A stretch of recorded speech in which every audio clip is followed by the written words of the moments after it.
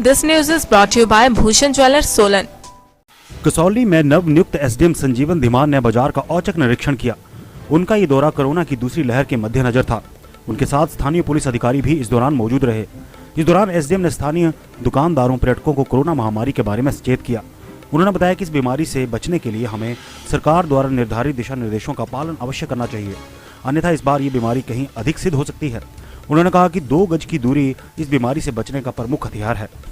Corona संक्रमण के विरुद्ध जागरूकता अभियान में दुकानदारों ने भी सहयोग का आश्वासन दिया। उन्होंने नो मास्क नो सर्विस का भी समर्थन किया।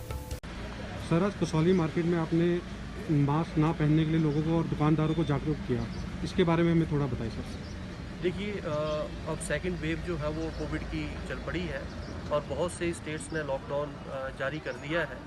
तो संभावना है कि जैसे जैसे टूरिस्ट बढ़ता जाएगा वैसे वैसे कोविड बढ़ने की संभावना हमारे इस टूरिस्ट जो हमारा डेस्टिनेशन है कसौली, इसमें भी संभावना पूरी रहेगी कि कोविड के केसेस जो है वो यहाँ बढ़ सकते हैं।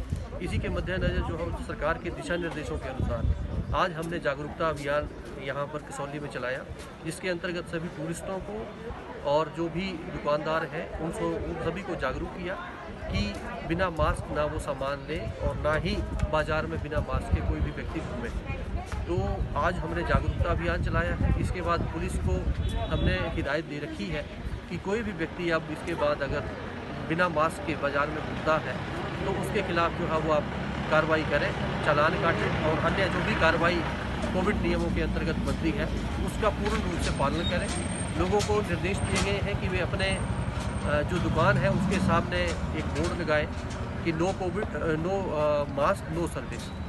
तो ये हमने हिदायत दे रखी है। हम लोग पॉम्पलेट्स जो है वो लगाएंगे सभी दुकानों में और अगर कोई उसकी अनुपालना नहीं करता है तो उनको जुर्माना जो है वो किया जाए। सर, आज चालान भी किए हैं कुछ? हाँ, पुलिस द्वारा जो है वो सुबह से ही आज चालानी की गई है। करीब 9 या 10 चालान जो है वो इन्होंने कोविड नियमों की उल्लंघना के ऊपर।